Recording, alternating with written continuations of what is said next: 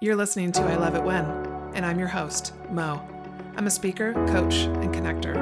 You're in the right place if you're looking for some inspiration and you're ready to truly embrace who you are. My intention with this podcast is to help you see that you are so much more powerful than you realize. Hello, everyone. Welcome back to another episode of I Love It When. I'm your host, Mo. And today on the podcast, I'm really excited to introduce you all to Kiesha Yokers. Kiesha was the breathwork facilitator for the Unplug From Fear Retreat that just happened. And I found Kiesha actually because I was doing some research as I'm coming upon the last couple weeks before the retreat happened, is sometimes where a lot of the planning happens. And so I was doing some research to find different practitioners in the Pacific Northwest area, and I wanted to partner with facilitators that were outside of my own culture.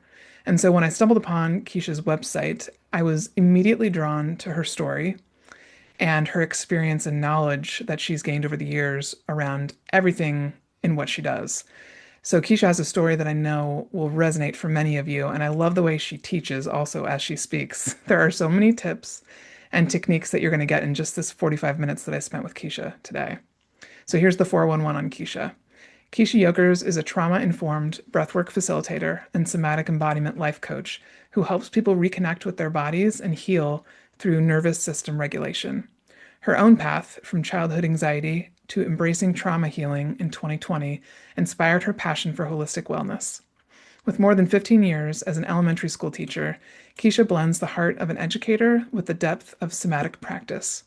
She holds certifications, as a trauma-informed breathwork facilitator, meditation teacher, holistic health coach, and is an ICF accredited embodiment life coach.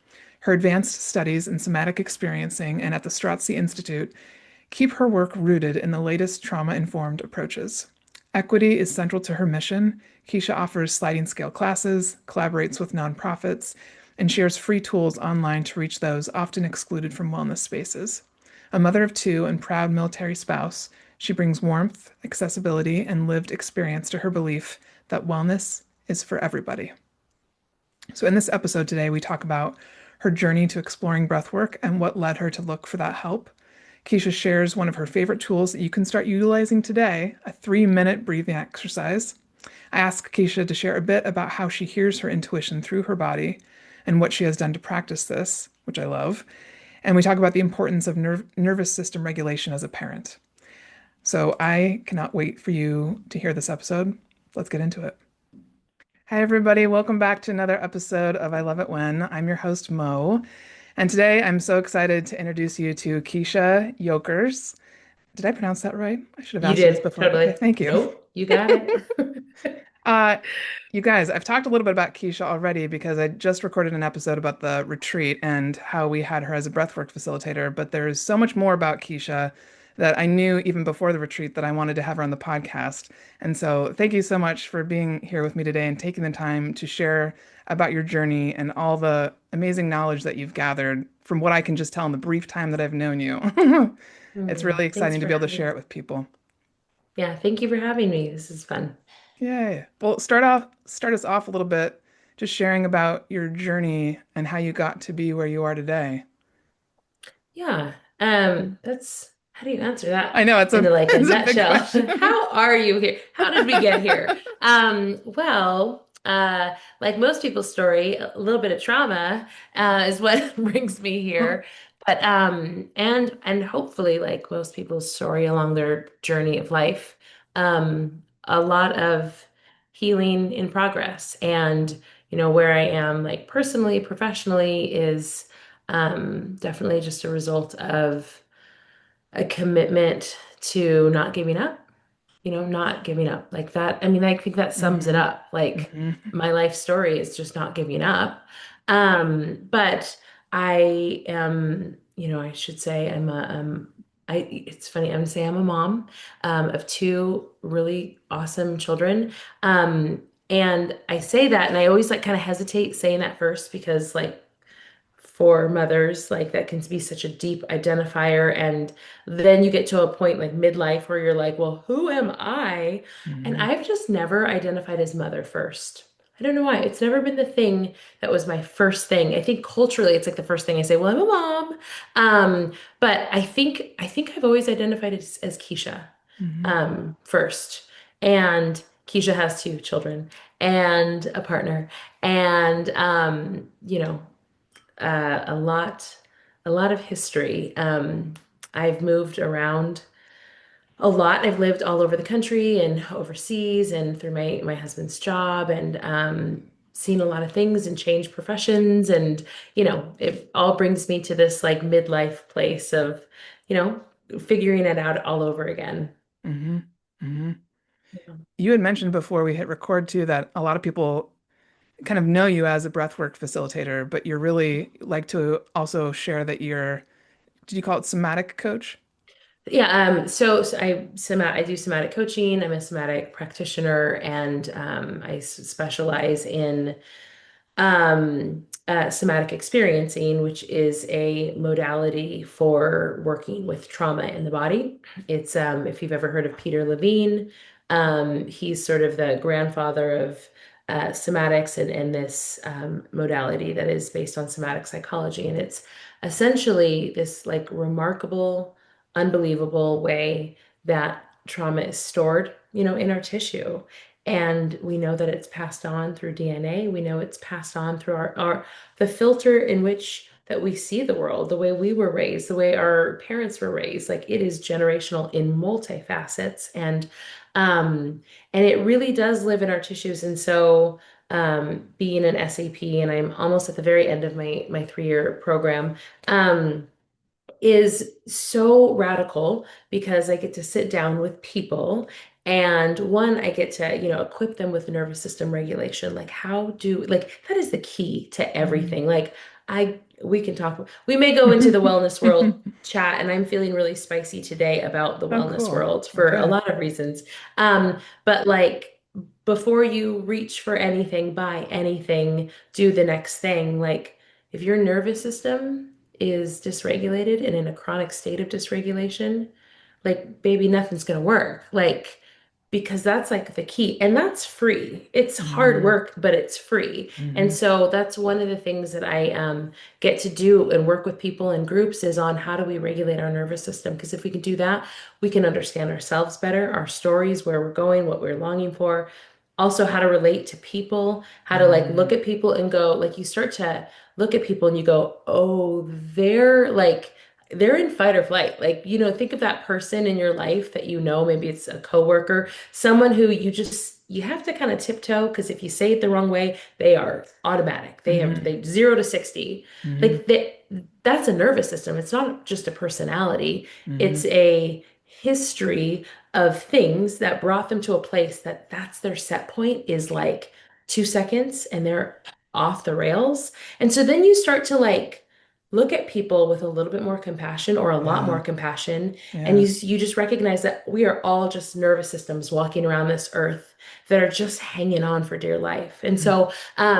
so it's part nervous system work, and then it's also in the most like tiny, slow, granular level of taking your stories of your trauma and working with that in the body to sort of unfurl it. And that sort of sounds kind of like big picture, but it's remarkable, like how much people can, how much resilience they can build, how much they can move out of their body, and it's like it's backed by a lot of years of somatic psychology and research. And so, anyways, breathwork is a part. It's one of the things that I do. It's how I moved into the somatic world. It was Okay. like the first thing that I did, and it's just my love. Yeah, so kind of brings me to where I am now. I love that. What prompted you? I love how you said, by the way, that your theme was like, I never give up. I just never give up. And I can definitely resonate with that. What kind of was the nudge or the final push to get you to look into breath work or to find something outside of what you were used to or familiarized with from around us? Yeah. Well, interestingly, I would worked, so I had been an elementary school teacher for most of my career.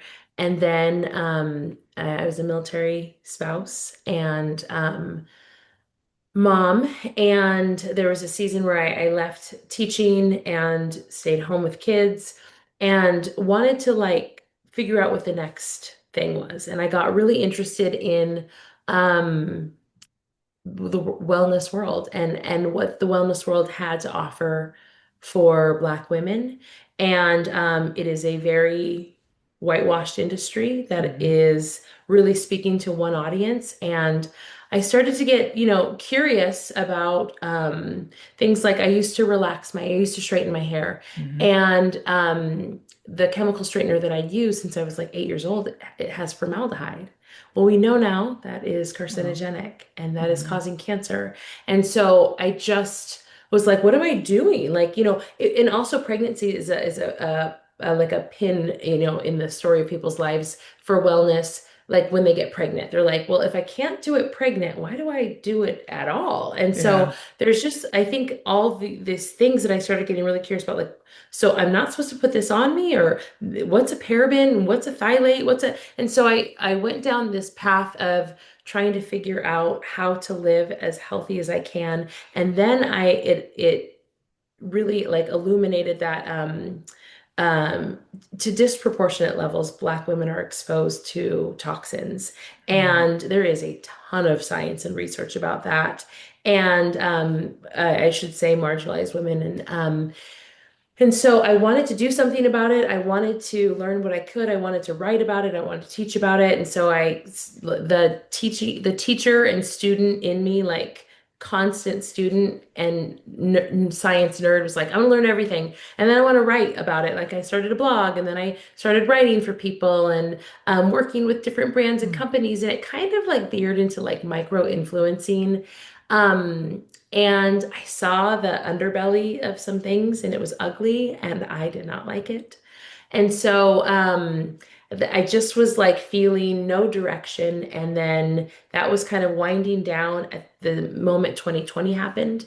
And in the course of that year, we have, George Floyd and Ahmaud Arbery and Breonna Taylor, and then COVID, and then just the world feeling like the world you knew didn't exist anymore. Hmm. And that hadn't happened for me since like, senior year of college, 9/11. It just was one of those moments where you're like, I don't think I know anything. Everything I thought isn't. And so I really struggled that year.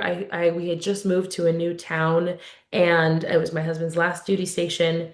Um Kiddo was starting kindergarten, but had to do it on the computer. Like we Oh, were yeah. scared. We didn't leave our house for almost a year, and we didn't know anyone in town.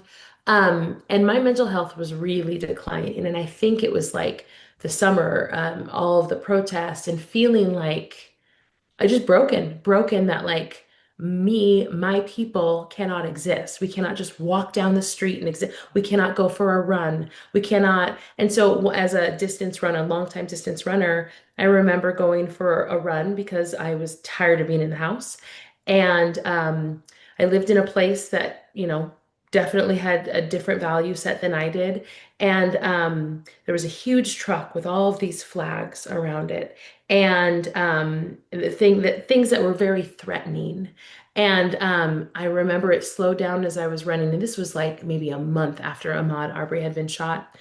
And they started yelling something at me, and something in me broke. I ran home as fast as I could, and my spirit broke. I just was done. And honestly, I haven't run. That was what, almost 6 years ago going on. Yeah. I haven't run since. And so, yeah, I think like by the end of that year, I just felt so bad. And I had said a couple things to my husband, and he was like, red flags. Like, wait a minute. And it's just things about how I was feeling. And it was dark and it was sad. And it was like, I'm not dark as a person. Hmm. But it was. And so he was like, I think it's time for you to get some help. And I'm so grateful that he did say that. So one of the things I Googled was, as I was looking for resource, like how do I get help? Everything's closed down. How am I going to find a therapist? How am I going to, Yeah. was I literally wrote, I can't breathe. And, ironically, those were the words of, George Floyd. And so, how to breathe better. And I just started Googling, like, I just can't breathe. I'm not breathing. And I found a breathwork session, like on YouTube. Somebody had a 10-minute session. And I did that session, in my bedroom on my laptop, and I mean, instantly I felt good. I felt really, Wow. really good. And I know I'm not someone who like has magical thinking about it, although it is pretty magical. It is pretty great. But like on a science level, like Hmm. I was taking in oxygen, I was Hmm. oxygenating my brain. And like if you're not breathing enough, then how like your body's going to take in your oxygen, it's going to deliver it to the places that it needs most to keep you alive. But if you're someone who works out and you're like not breathing well, like how is the oxygen going to get to your muscles, like for repair and for recovery? And like we need oxygen everywhere to keep us functioning. But if we're not taking it in, we're not going to function optimally. So Hmm. it was an instant hit of like, oh my gosh, my brain feels kind of online. And it literally gave me the executive function to Hmm. like start searching Hmm. for therapy and programs and trauma. And so I do it a little bit more and I do it a little bit more. And yes, it's a meditative practice. And yes, there's just some magical wonder in it. But just in like the most human level, it fed my brain, which helped me do the next thing. And it was just one little step at a time. And I just kind of fell in love with it. And eventually, again, as like the nerd I am, I was like, well, surely I should teach this because I'm a teacher. And that kind of like was during the pandemic where I was doing classes online and I just wanted people to feel something that didn't feel so awful. If like the goal is not when I'm working with people, the goal is like by the time we're done with the session, you're gonna feel so amazing and everything's gonna change. Like that's somebody selling you something. The goal is, can we get a little bit better? A little bit like, can we ease the suffering even a little bit more? Could we even get Hmm. to neutral? Hmm. Neutral is a good place if you've been in suffering. And so I think it really like my own trauma and experience of trauma has helped me to like work with people in a way that's like, I'm not going to sell you something. Your long-term goal may be to be so free of these things, and we can get there. But today, can we just take a little bit of the weight away? Hmm. And yeah, and so that I think that's kind of my guiding philosophy of how I work with people. Hello, I love it when listeners. I have a special announcement for you. The Unplug from Fear Retreat was a huge success, and thus we are hosting another one in February 2026, and tickets are already live for sale on my website. I have never experienced a retreat like our first Unplug from Fear retreat just last month in September. I felt so invigorated, energized, and excited.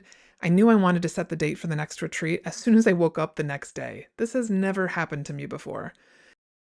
This retreat will be February 27th through March 1st at Kindred Healing Space in Everett, Washington, and will have the same speaker lineup with Enmei Mangels, Crystal Novak, and Kai Bertrand. Tickets are $15.55, and there are a total of 12 spots available. You can go to iloveitwhen.org to purchase your ticket today and check out the testimonials from previous attendees and speakers. I cannot wait to see you there. Oh my gosh, I'm just entranced by your story. Thank you for sharing every little bit of it. And you shared some of this at the retreat. And yeah, there's just so many things that you said, even making me think about recent conversations I've had with my partner, Tom, about feeling permission to just exist, Yeah. permission to exist. And I think what you're doing, wow, I even feel myself tearing up because I resonate with what you said, feeling permission to be able to exist. Like, so I was pulled to your work and to your website specifically because of what you said about the wellness industry being whitewashed. And I want to be part of the journey and part of the experience of bringing more people of color, bringing access to it in a different way that doesn't feel Mhm. like how you talked about selling products, and also I feeling a bit better today. What can we do to feel a little bit better Yeah. today versus like, hey, I need to make this huge leap to I'm totally healed, which Yeah. is not even real. Yeah. What is that? Yeah. What does Yeah. that, yeah, what does that Yeah. even mean? Uh, okay. I'm like just thinking about your story and your process. Can you talk a little bit about the other part that I was pulled to about you was uh, some of your experience growing up, some of the religious trauma that you went to, and kind of Mm, mostly I'm interested in, I guess, how have you come to find some peace in that and mm. marrying it with some of the things that might come up in your healing journey that are more mystical or more kind of like the unknown. Yeah. Uh, how do you marry those two and kind of where are you at with it? Yeah, oh, it's such a good question. Okay, here we go. Let me just like ground a little bit. Because that is that's a big question for me. So I grew up in a very high control religion. And when you're growing up, I'd say the majority of humans, you just know what you know. You don't know that what you're growing Yeah. up in is off, or maybe you have a sense of it, but you don't like know the depth of what's happening if you're a child. And it's only, with an adult's mind that I can look back and go, whoa, that was wild. Hmm. And some things are obvious, but some things took me a lot more time. And for me, I over the last few years actually really went heavy on reading about cults during the pandemic. And because somebody had said to me, like, you grew up in a cult. Like, as I listened to what you say, that's a cult. And I'm like, no, no, no, no, no. This is so mainstream. No, no, what are you talking about? No, no, no, no. Like, my church was just like every church that you see, and like everyone who represents this faith practice, like it's not like crazy. But as the more and more I started saying out loud and seeing someone else's reaction to like, even my therapist kind of like gasping a little bit. When your therapist gasps, you're like, oh no, that must be bad. Realizing that what's normal to me doesn't mean that it was healthy or good or acceptable. And Hmm. so it kind of led me to like really deep dive into what cults are. And I read this great book called Cultish.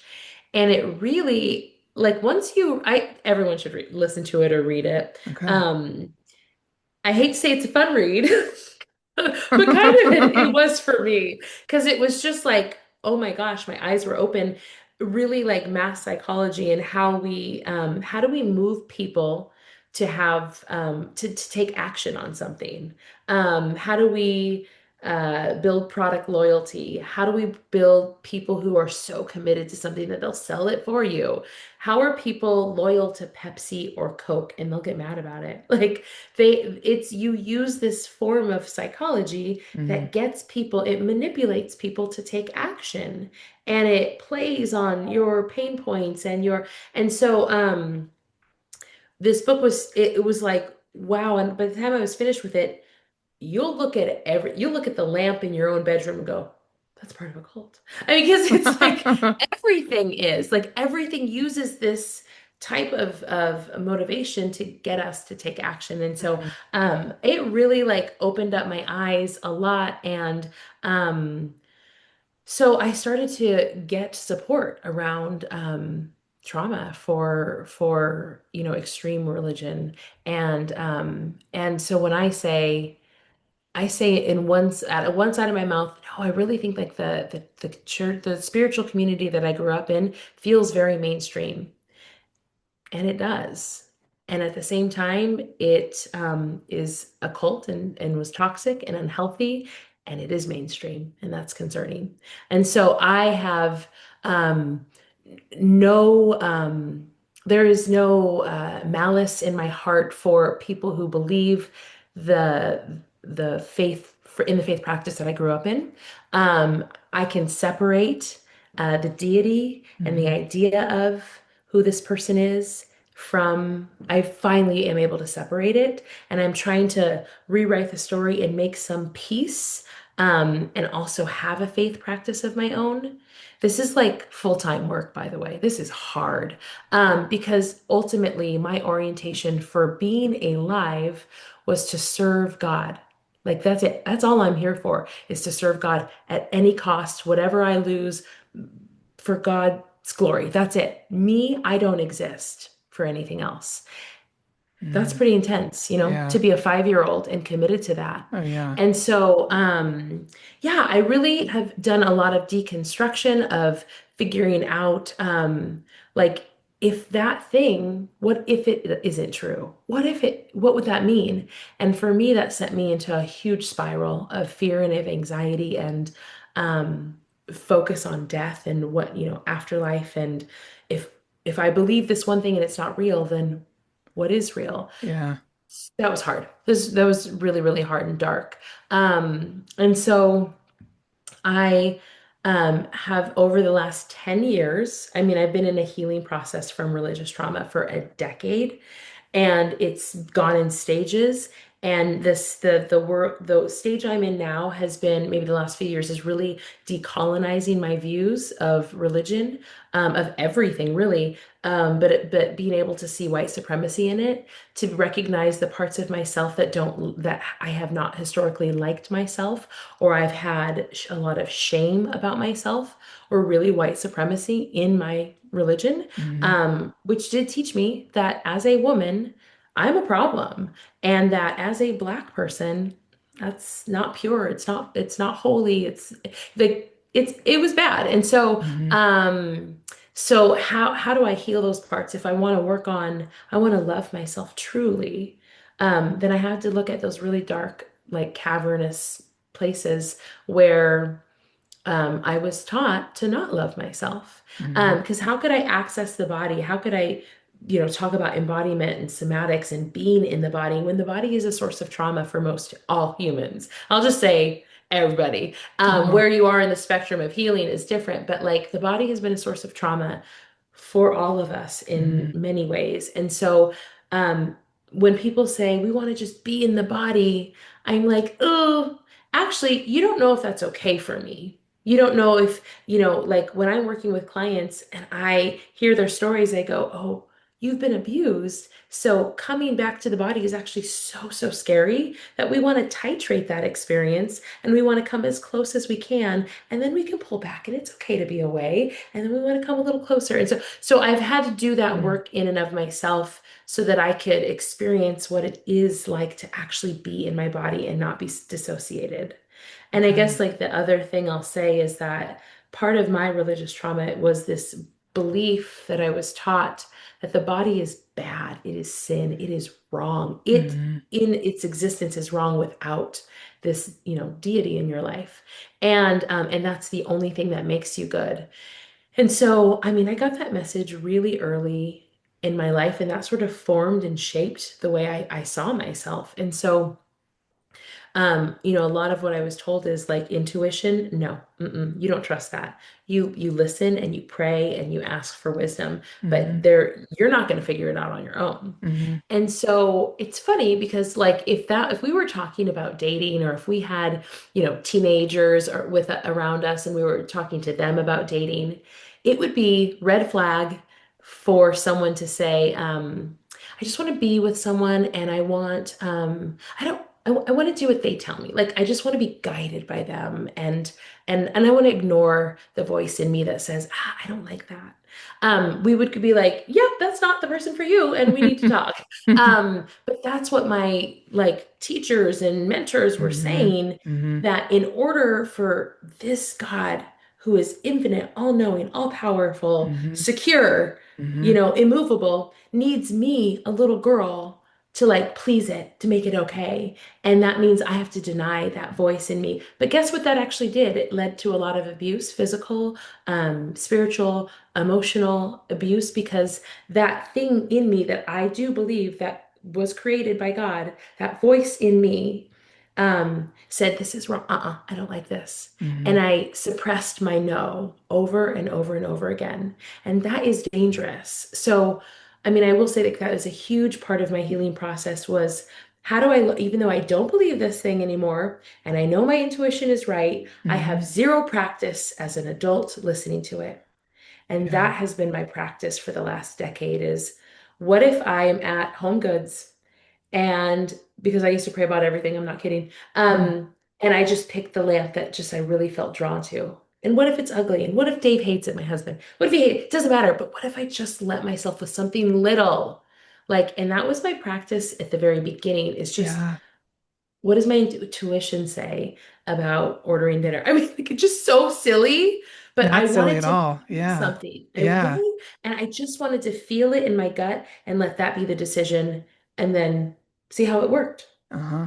Like, yeah. So, Wow. I feel like that could be yeah, a whole episode wild. on its own. Yeah. That's such a fabulous way. I usually ask people at some point in the podcast, how do you define intuition? and what is it? How do you define it for you? And I think the way you just shared it is so fabulous. Everybody always says something slightly different because of their journey and however they learn it. But you're right, going like that whole process of going through your childhood, and I can see this for myself too, and realizing like, oh, I don't think that actually works for me. I was told that, but that doesn't feel right. And I mean, it wasn't until my 30s that I really started tearing some of that apart, and it's a total, your mind just, my mind was absolutely fragile for a while of like, what do I believe? Who can I Yeah, trust? What do I believe? And so that's right. thank you for sharing that. That's a really, like you said, full-time job Yeah. of moving through Yeah. it. Yeah.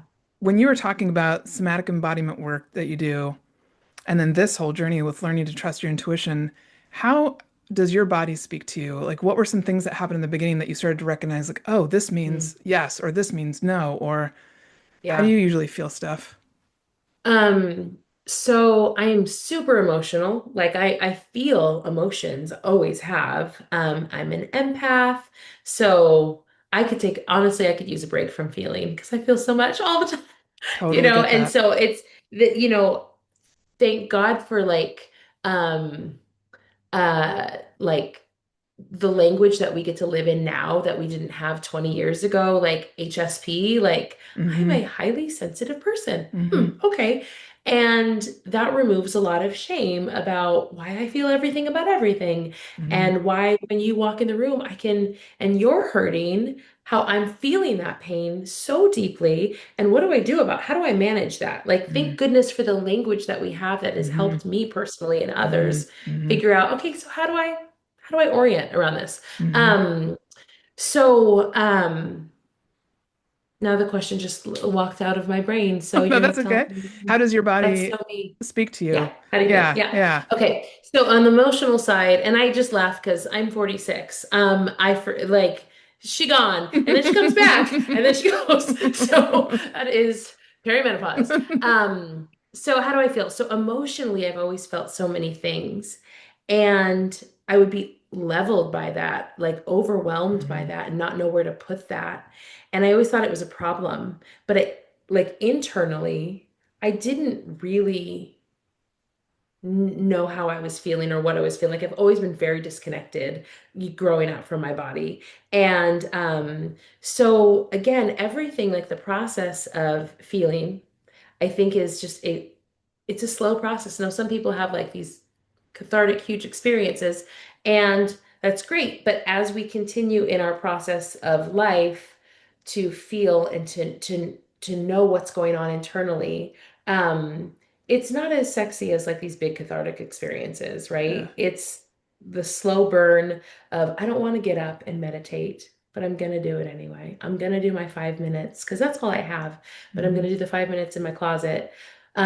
Because what I actually want to do is just be quiet. I want to learn how to be a little bit more quiet, or be with my thoughts, or maybe today I'm going to wrestle with, oh, there's so much noise, that monkey mind, and I'm frustrated, but maybe I could just let it be and not be frustrated. And then maybe the monkey mind will, like, all of that is a practice of being inside of you. Hmm. Um, the biggest thing is if you can in the practice let go of so much judgment and frustration. We are so judgmental of ourselves Hmm. constantly. Like, is my hair is frizzy, I've got wrinkles, like my boobs are saggy. Like we're constantly looking at ourselves, and if someone else heard our own internal thoughts, they'd probably cry for us. It's Hmm. just so much. So Hmm. um I think that being in my own body and knowing what was going on required me to get good at letting go of judgment. Doesn't mean I'm not judgmental of myself, but like going, okay, I'm going to put on my cap for not judgment-free cap, and in this moment, I'm in the practice of it. And if you listen to me talk, you'll hear me say in the practice of everything Hmm. is a practice. I'm practicing because we're always practicing something. Stacey Hmm. Haynes says this, a great teacher of mine, a somatic teacher and activist. We are always practicing something. So right now, what are you practicing? So like now I feel sensation in just the little most micro sensations. It's so interesting. It's like if I was going to sit here and do breath work, I'd be aware, oh, I feel tingling in my feet. Oh, that's cool. Or maybe I see a little bit of color. Oh, that's cool. That's healing for me because that did not happen for about 35 years. And Mhm. so just even feeling any sensation in my body is a gift. But also, when you're with yourself, when you spend more time with the body is like always communicating. It's been like, girl, I've been trying to talk to you forever. You got some time? It has so much to say. Mhm. That's why I'm never lonely. I'm never, well, I mean, yes, I experience loneliness, but like, there's so much happening in here that I'm like, I'm never really alone. And so I think. Yeah, I think the more time that we can be in a practice, whatever it is for you, if it's like, I want to meditate, I want to do breath work, I want to, whatever the thing is, even if we can take micro actions in our day to just be with ourselves, I mean, the information we'll glean is pretty incredible. Mhm. Mhm. For someone who's listening who might have no experience with this whatsoever, what do you usually recommend that they begin with just to have a starting place? Yeah.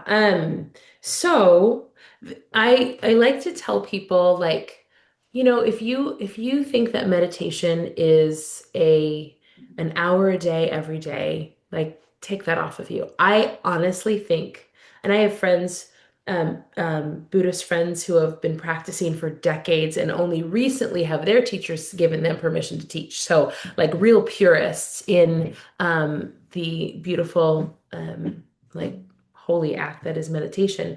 But I, again, like I am a mom of two, and we are in a real rough time in our nation's history. And I'm trying to regulate my nervous system so that I can get through the day, And like I would love to say I'm thriving every day, but we are in tough times. And so I'm like, how do I live in a time where the government and everything I'm seeing, everything is changing rapidly, and I'm also just trying to help teach my kids, support them to read and make dinner. So I Mhm. think whatever we can do to make the process of healing easier, we should. And Mhm. so, and I'm not Buddhist, but what I do love is I've learned so much about Buddhism, um, is if the point of it all is to end human suffering. I mean, that like resonates with every tissue in my body. The first time someone told me that, like, that is sort of the point, I was like, that makes sense to me. Mhm. I want to do that. I don't want to spend my life ending my own suffering and building up my own pleasure kingdom. I want to help end yours. Mhm. Whatever I can do in this very moment, if you hear my voice or, you and me, Mo, that as we've met recently, Mhm. whatever I can do to be a part of that for you or another human, that is why I get up every day. That is my reason. And so, yeah, my brain wandered off again. Here we go. That's Remind me okay. of the question. Yeah, this is so my life. Remind me of the question. If someone was looking for like their Yep, first beginning baby starter. step, yeah, yeah. Yep, we're back. Okay, so all that long walk to But say, I think that was actually necessary to say because I think there's a lot of people who are going to resonate with that. Like, I got to make dinner and I'm watching the news or getting this influx of information. How do I do life? yeah. Hmm. I just want to say shame off of you, first of all. Like whatever you want to do, whatever step that you want to take Hmm. for yourself, I think that healing is holy. And I have that word unattached to my prior beliefs on what holiness is. But I love the word Hmm. because it's magical for me. It's like it matters like on a level that even after I leave this earth, I believe it'll matter. And so whatever you do, to get closer to wholeness and your own healing, I want you to like, I want you to think about it in terms of, I don't need to buy anything. Like there are support. Like, I mean, as a profession, people Hmm. pay me to do this work. So yes, you could hire someone to support you if or want to go deeper in your process. But I try to provide as many tools and assets that Hmm. are free because I Hmm. just believe in wellness as liberation. And so the breath is the easiest, I think, place to start, right? Our minds are so busy and chaotic. And so meditation can be very activating for people who are in a state of trauma trauma, there are many times that I say, I actually don't recommend that for you in the season of time. And so, but breath is an active thing, and we can focus on that. And that kind of helps separate you from having to be with the quiet if you are in a chronic state of like, fight or flight. Mm. So I say like a 3 to 5 minute, even a 1 minute practice. If all you have is 1 minute, let's go with that. And but I say like a 3 to 5 minute practice in the morning or in the evening. For me, mornings are best. And all I do is I just practice breathing. And so the first step is to like notice your breath. This is not very exciting, but like just as you're listening, like notice your Yeah. breath right now. And just like don't even alter it, just notice it. Like we notice other people and other things, and we're paying our attention is constantly outwards. But like the body is like, can you just notice me? Just notice me, how you're breathing. And so you might notice that like your breath kind of stops right here at the chest. Yeah. Short, it's like short and shallow. Hmm. That's like really Hmm. normal for most of us. You might notice that you breathe with your mouth open. And so these are things just to be aware of, like what are your habits? And so if you want to do something about it, the next thing is okay, maybe I'm going to close my mouth. I'm going to breathe with my nose. So nasal breathing is really good for you for a whole host of reasons. You can ask your dentist; they'll go on and on about it. Like it's nasal breathing is super important for human health, for your sleep, for your development, even in children, how even their like face forms. So like. Wow. Um, so breathing through your nose is like a practice of like just right now, let's just shift to nasal breathing and make that one change. And then in a moment, we want to just drop it down. Like we know that we should be breathing with our diaphragm, but that's a practice to be doing that all the time. So I want you to think about low and slow. So you just did that one thing, breathe through your nose, and I want you to breathe low in your diaphragm. So like that's a 360 thing. So you can put even your hands on your belly and let your belly be big. Just let it like expand fully. Like most of us, and I always say this, like women are always holding their sucking it Hmm. in, like let it go. And then you can even see on the sides of your rib cage and your waist. When you put your hands on your side, there should be some movement there. And with more practice, you can even put your hand on your back and see, can you feel any movement in your back? Because that diaphragm, that breathing is like going all the way around, expanding.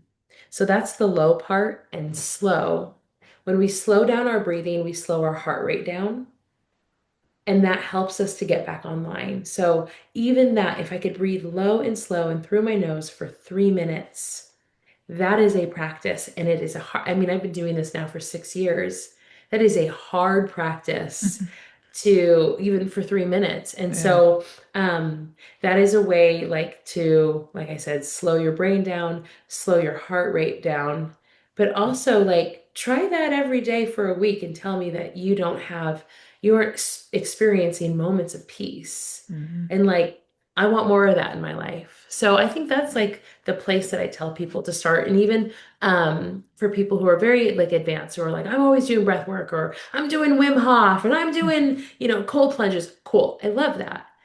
There's a place for that. Maybe not for everybody, but because I do believe in, bio individuality and but like can you be with the slow? Can like how close can you come to it? Like you don't Hmm. have to do it today, but so many of us are like um people they're called global high intensity people who have lived in a state of fight or flight for a long time.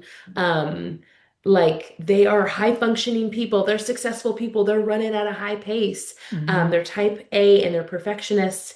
And so to do this like slow practice feels counterintuitive, feels like a waste of time, feel Hmm. like a lot of times I'll get a lot of kickback where it's like, I'm not doing anything. I want to see benefits and results. And I'm like, yeah, capitalism is real.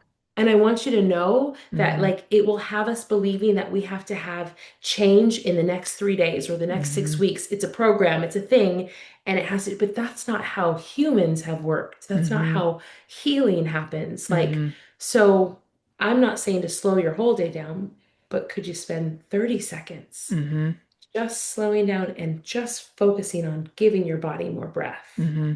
So that would be my I advice. love that. That's a fantastic one. I definitely, I talk to a lot of clients about this, how when I first left my job, I mean, I think I'm still working through it. The first 3 years were difficult because of just that, because I'm so used to feeling like I have to be productive. I have to work a certain number of hours. I have to go, go, go, go, go. And so when I finally have started to get to the point where I just can be slow, because actually it feels so good. This is my natural Yeah. state is like, it feels so good. So Yeah. that's a great one. Uh, Yeah. hello, I love it when listeners. I want to take a moment to share with you something that I've added to my daily routine that is changing my life. It's about the size of a band-aid and it's called LifeWave. If you struggle with stress, pain, or sleep, these might be something you want to try. LifeWave patches are non-medicated and made of organic materials. Therefore, no substances like chemicals or drugs enter the body.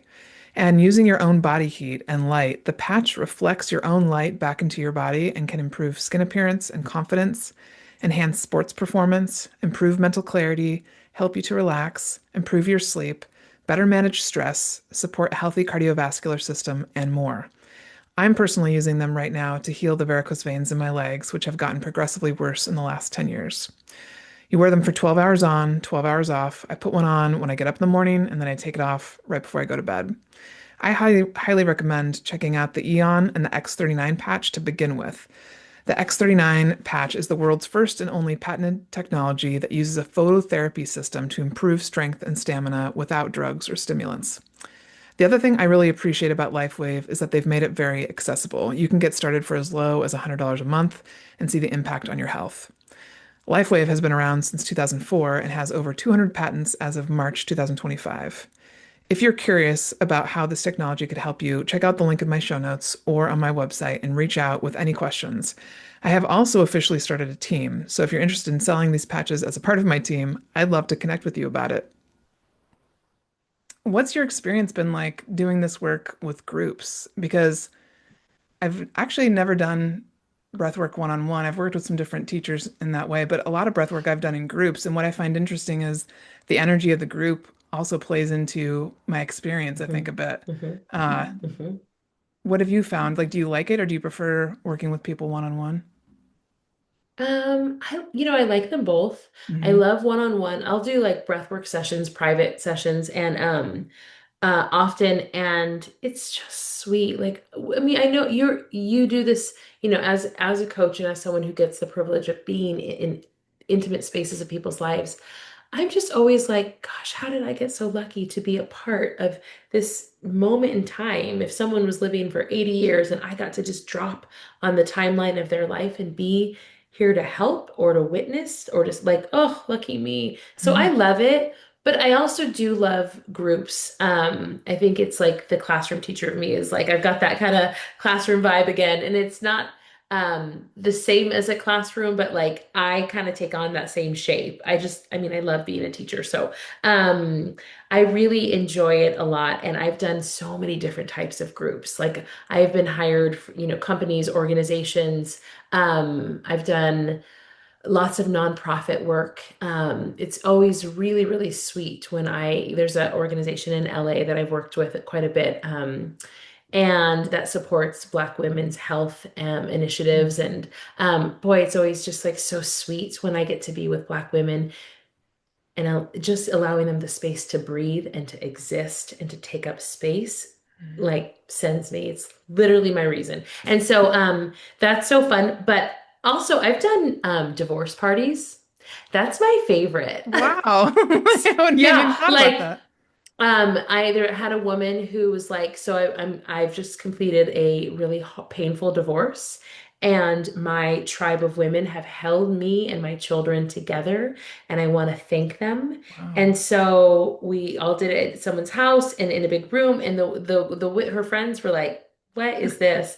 And I love it was that. beautiful. And at the end, there's like you were there, you not at that one, but Yeah. you when we were together, we did this energy work at the end. And this particular group, I mean, everyone was like wailing, like sobbing. Like it was Wow. a release of Yeah. like a collective release of pain.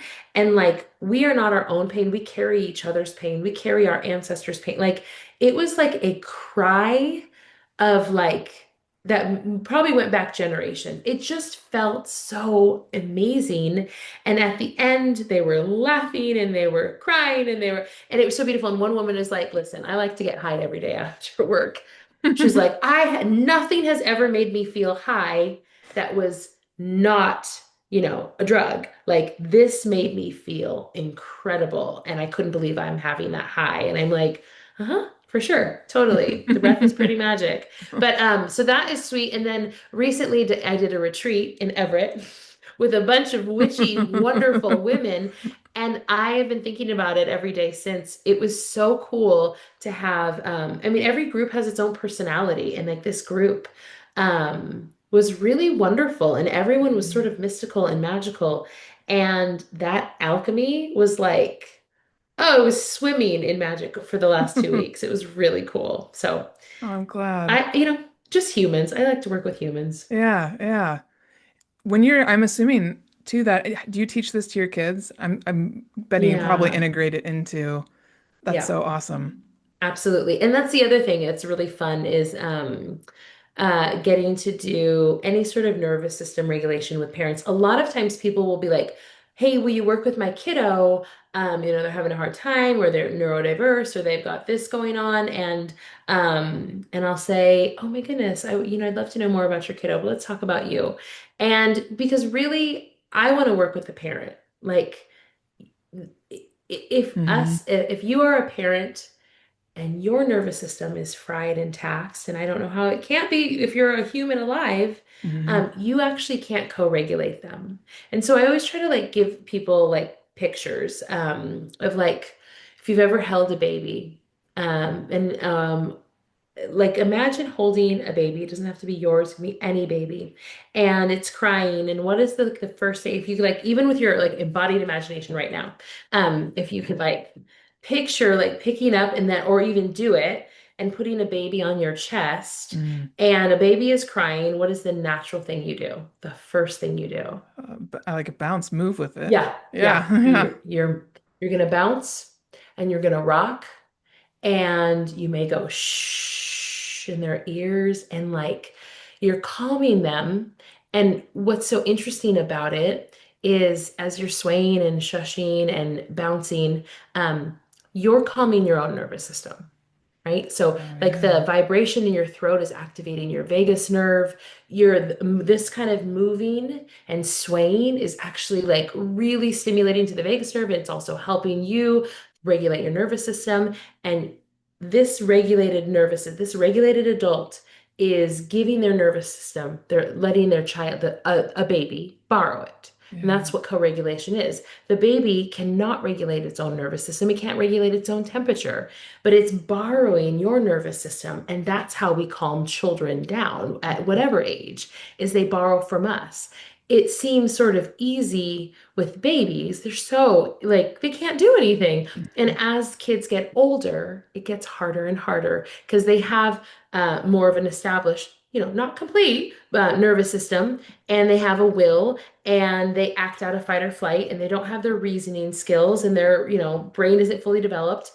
And so they can be very triggering. So I'm in the stage right now where my kids trigger me instead of me going, "Oh, honey, come here," or when they're toddlers and they hurt them. So, "Oh, baby, you're okay." Um, I am like, for the love of Pete, I'm trying to cook dinner. I'm trying like, right? And so I have to practice regulation constantly first, so that these little people who are learning how to be in the world and are like honestly, their nervous systems are probably going to be pretty similar to mine. Hmm. Um, I have to offer them something for them to borrow. Mm. Because still my 8 or 9 and 10-year-old don't have it down. Like they go in rage and then they go they fall apart and then they're looking to me and my reaction to Hmm. model for them, hey, that's okay. Big feelings are okay.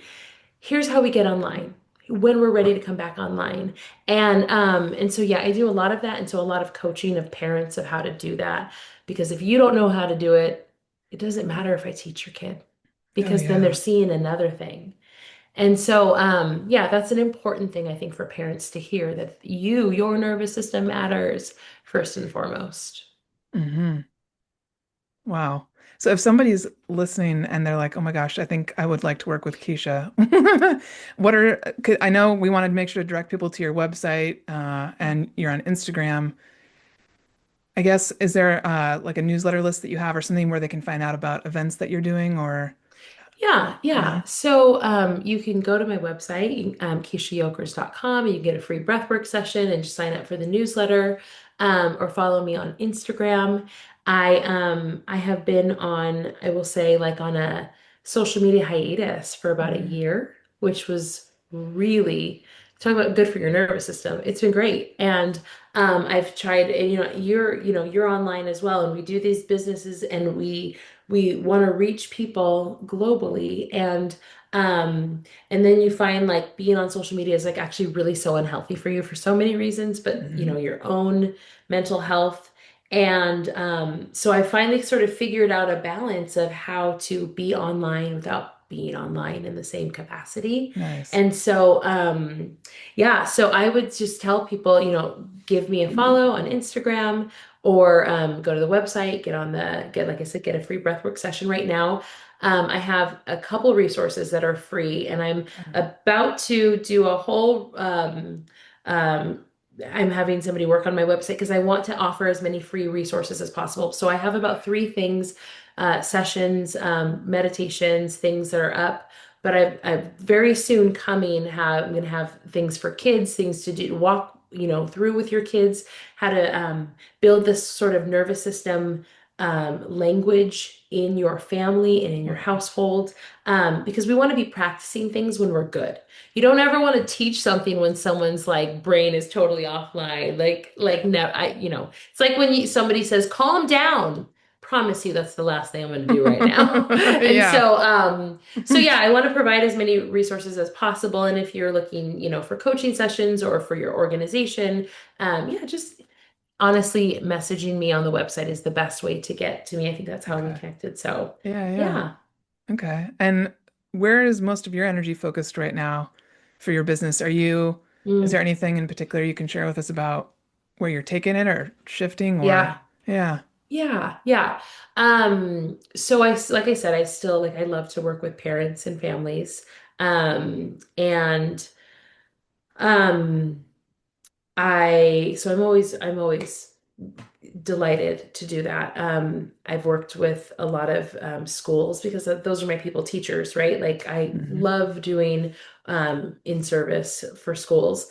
But the two places that I've really been very drawn to in the last year, and that's part of my pause of like, you can't help everyone, you know? And I told this to my daughter who's having some conflict with some kids at school that are making her feel very sad. I said, you know what, Evie, you are not you are not for everyone, but you are for someone. And I say that to myself all the time. I can't be for everyone. If Hmm. I am for everyone, then I must have lost myself a little bit in the process. I don't want to be a chameleon. I have such limited time in my life, so I want to really serve people well. And so this last year has really been thinking about like, is there any longing inside of me that I just haven't really named? And I a year ago like kind of like put it out into the universe and I was like, these are the people that I really want to be serving. And I think that I have the expertise to do so. And so people who are experiencing racialized trauma, which is a plenty these days. And so that is a group of people that I just feel so compelled to support. And then those who are experiencing or recognizing, looking back in their life, they had a lot of religious trauma and they didn't know how to name it. And so people who were, whether they're walking away from their faith community or they did a long time ago and they're like, there's residual stuff inside of me and I don't know what to do with this. So those two areas are like of particular passion to me and Okay. where I've really focused in the last year. You just made me think of somebody's name that No, might be okay. interested in working with you. Yeah. Cool. Cool. Yeah. Well, thank you so much for spending time with us today and sharing so many cool, not only just stories, but tips and ways that people can start to really step into this work. I love, like you Absolutely. said, going back to in the beginning of what can you do to just feel a little bit better today? And Yeah. kind of coming from that place makes it so much more approachable, I think, Yeah. and welcoming. Yes. Yeah. So I always Yeah. like to end each episode with what's your current I love it when for yourself or for the world right now. Mm, that's such a fun question. Okay, so I love it when um oh, that's so good. Okay, there's a couple things that have just been giving me so much joy and so much delight. I love my people. Like I love my people so much. And I think that we're just delightful people. Like so on social media, like, the algorithm's giving us all different content, but for me, Hmm. it gives me a lot of Black content. And I just love seeing Black joy more than anything in the world because it is the greatest act of resistance. Hmm. It is like our most divine right to experience joy. And so I, Hmm. this week have laughed so hard at so many different things. And, I'm really excited about Bad Bunny, being announced for the Super Bowl, but like, my people are wild and we can't take anything serious. And so like all the content has been we're all like online trying to teach ourselves Latin dance. We're all trying to like learn every lyric, which are all in Spanish, of Bad Bunny because we're all so excited for Bad Bunny. And but one thing, as I've been seeing this, and I don't know if you saw this somewhere, like um African Americans just found out on TikTok that there are Black Scottish people. Did It was not a see whole this. thing. It was just fantastic. And so now there's going to be a reunion or an event, a cousins event in Scotland in August. Like I'm Wow. so, anyways, so like I've been seeing all this content this week that has been making me laugh, and it made me realize like we just love to hype people up. We Hmm. just love to celebrate people. And there's so many narratives about Black people in America from media and news that are just not true. Hmm. And who we are as people, like the collective we, is that we just love to celebrate people. Like we are for people, Hmm. and I am for the dignity and humanity of my people. So I just like this week I've just been thinking about how I just love us. We're so silly. We just find joy in everything, and it just makes me happy. Oh, I love that. There's so many synchronicities with that too. Literally, someone from the retreat this week texted our group and said, "You guys, I keep getting this message over and over and over again. I got to say it to you guys, and maybe my guides will be okay, and I can go on with my day." But she said in all capital letters, "Joy is the resistance," and just Hmm. really stepping into that has been a theme over and over again. So thank you. I love that. Yes, I love it. Absolutely. For all of us. Yeah, Absolutely. yeah. Well, thank you again Yeah. for your time today. Thank you so much.